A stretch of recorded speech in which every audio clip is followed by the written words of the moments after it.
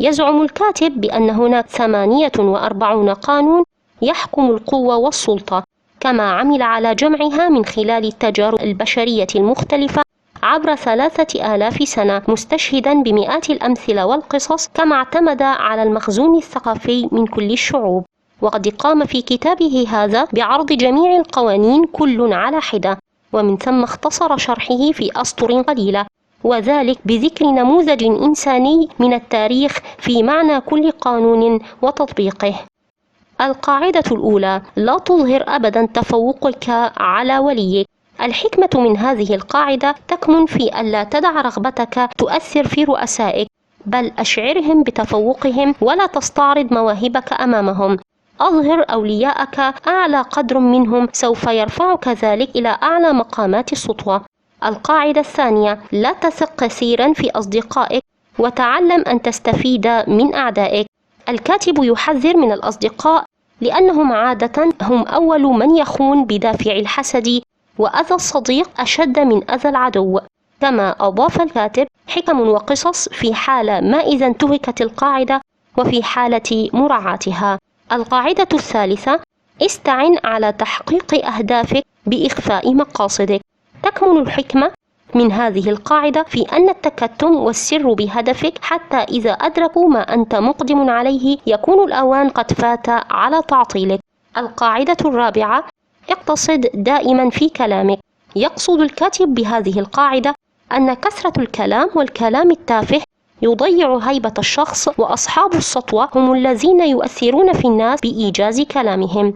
القاعدة الخامسة: السمعة عماد السطوة، دافع عنها باستماتة. يقصد الكاتب بالسمعة عماد السطوة أن السمعة وحدها يمكنها أن تنتصر، وأن سقوطها هو الذي يعرضك للضربات، إذن عليك بالمحافظة عليها. القاعدة السادسة: الفت إليك الأنظار بأي ثمن.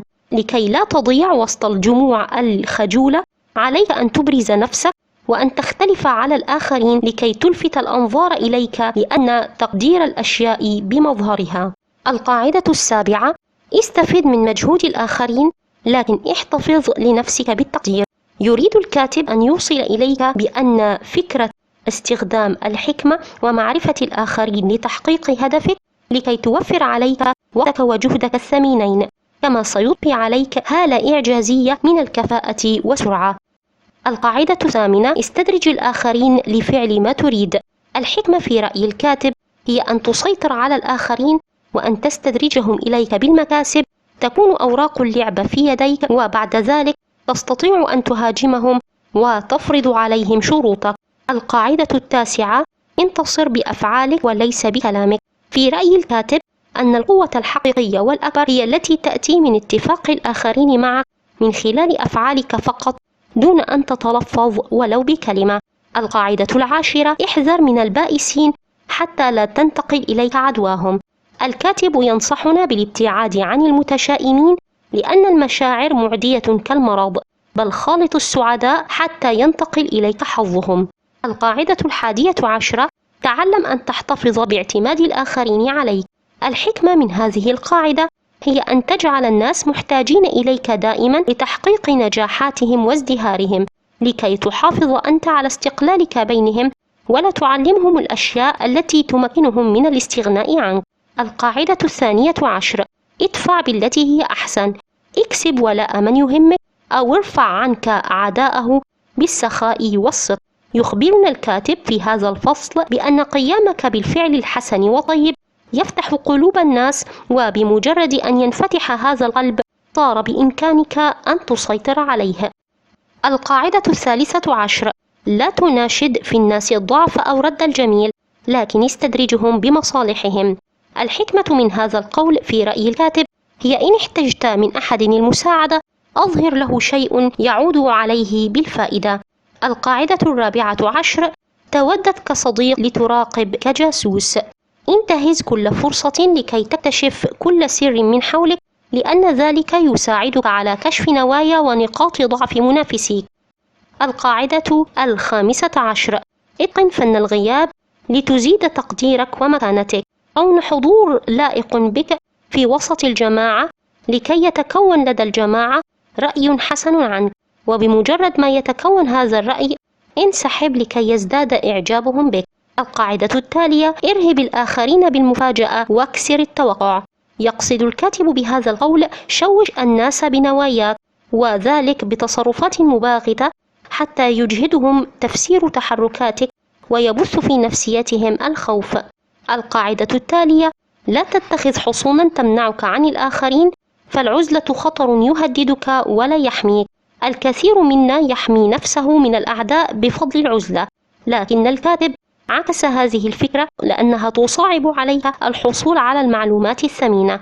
القاعدة التالية: تبين جيدا مع من تتعامل حتى لا تصيب أحد بجهالة. على كل شخص أن يحسن كيف يختار خصمه، لأن كل خصم له ردة فعل مختلفة عن الآخر، منهم من تكون ردة فعله هي الانتقام. القاعدة 19: لا تلزم نفسك بالولاء لأحد. حافظ على استقلالك ولا تلزم نفسك بمناصرة أحد، هذا يجعل منك شخص مسيطر. القاعدة 20: استدرج فرائسك بالتظاهر بأنك أقل منهم ذكاء. في رأي الكاتب، عند التظاهر بأنك أقل ذكاء، هذا يكفي نفسية الخصم الراحة، وبالتالي لن يتوقع ما تدبره. القاعدة 21: راوغ بالإذعان لتحول ضعفك إلى قوة.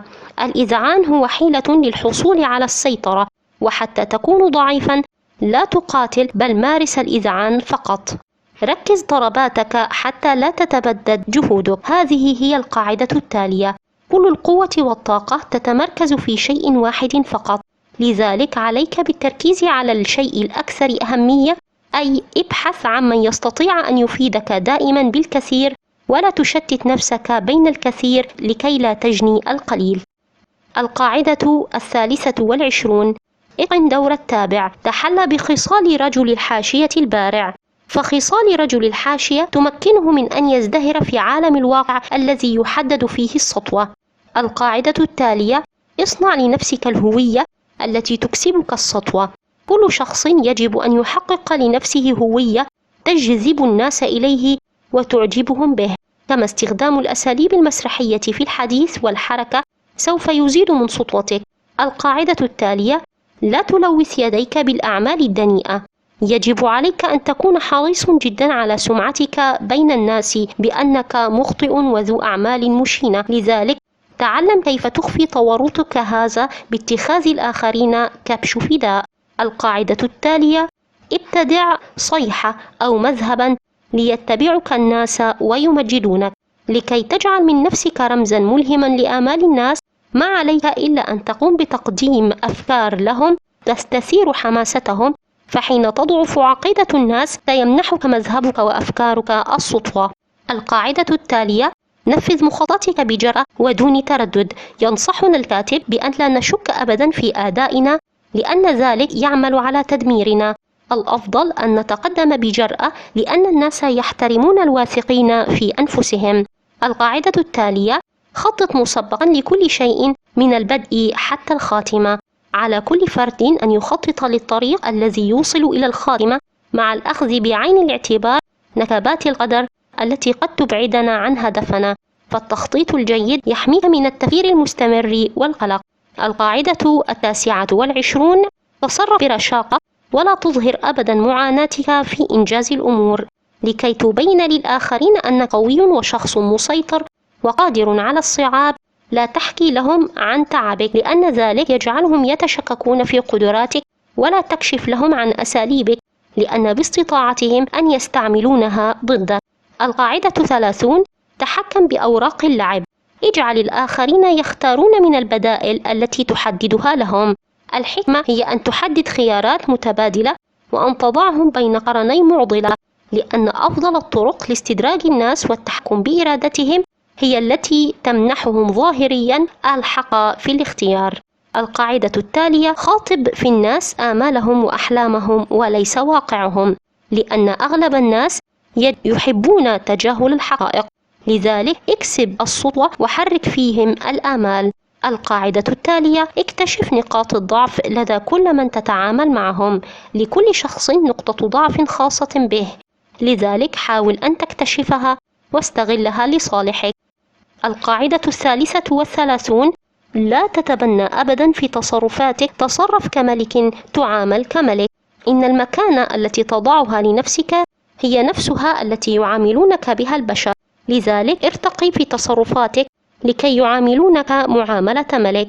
القاعدة 34: اتقن في اختيار التوقيت المناسب لكي يرى الناس فيك ثقتك، ما عليك إلا التحلي بالصبر، ولا تظهر أبدا متسرعا، لأن ذلك يوحي بأنك غير قادر على التحكم بتوقيت الأحداث. القاعدة 36: احتقر ما لم تستطع أن تناله، التجاهل هو غير انتقام. غالبا ما تسوء الأخطاء التي نرتكبها بمقدار ما نبذله من مجهود لتصحيحها، لذلك دع الأمور تصحح نفسها. القاعدة 36: تعلم كيف تبهر العيون دائما، استخدم الرموز في المظهر والإبهار، فهم الأدوات التي تأخذك إلى الصدى. القاعدة 37: اقتنع بما تريد وتصرف بما يريده الآخرون، اندمج مع الناس واظهر لهم احترامك، فإظهارك للاختلاف يشعرهم بأنك تحتقرهم وتتعالى عليهم، فيبحثون عن وسائل لتدميرك. القاعدة 38: حرك الماء الراكد لتدخل الأسماك في شباكك، حاول أن تفقد من أعصاب عدوك وأن تحافظ على هدوئك، هذا سيمنحك تفوقا كبيرا عليه. القاعدة التالية: ازهد في كل ما يعطى لك مجانا، عليك أن تحذر مما يعطى لك مجانا، قد تكون وسيلة لخداعك، واتسم بالسخاء وادفع على كل ما تراه له قيمة، لأن السخاء هو سر السطوة. القاعدة التالية: تجنب أن تحل محل رجل عظيم، لأن الناس يحترمون الأصل ويحتقرون كل ما هو مقلد. لكي تصبح مميز، احتقر تراث من هو أعظم منك لكي تستطيع أن تؤسس هويتك الخاصة. القاعدة التالية: اضرب الراعي لتشتت الخراف، حاول أن تعزل من كان دائما وراء الاضطرابات الكبيرة والذي يستطيع أن يضر ويؤثر على الناس.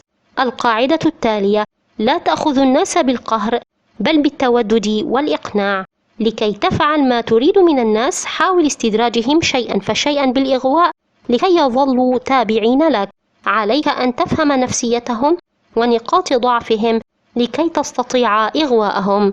القاعدة التالية: جرد عدوك وأفقده اتزانه باستراتيجية المرآة، هذه الاستراتيجية فعالة ولا يفلت من سطوتها إلا القليلون، تعتمد على تشويش الأفكار وتشعرهم بأنك تفهم ما في أعماق نفوسهم وتلقنهم درسا. القاعدة التالية: ادع الناس للتغيير ولكن لا تغير كثيرا في خطوة واحدة، إن التجديد في الحياة البشرية شيء صعب، لذلك يجب أن تكون لنفسك قاعدة تدعمك، وإن رأيت التجديد لازم أظهره كأنه تطور نابع من الماضي. القاعدة التالية: لا تبالغ في إظهار تفوقك ونعمائك، إظهار تفوقك وتميزك الكبير على من حولك خطير جدا بسبب من في نفوسهم من البغض والحسد والعداوة، لذلك يجب أن تحرص ولا تبالغ في إظهار نعمك. القاعدة التالية: لا تتجاوز ما خططت له، تعلم أن تكبح حماسك عند الانتصار، من الواجب أن تحدد أهدافك وحين تحققها لا تترك الغرور يسيطر عليك، لأن الثقة الزائدة تجعلك تتجاوز الهدف الذي سعيت لتحقيقه. القاعدة الأخيرة: ساير الأحداث دائما ولا تتجمد في قالب محدد، لا تحتفظ على مسيراتك وخططك دائما، لأن ذلك يمكن عدوك من قراءة ما تخطط له. أفضل طريقة هي ألا تستقر على نفس الوضع بل غير القالب.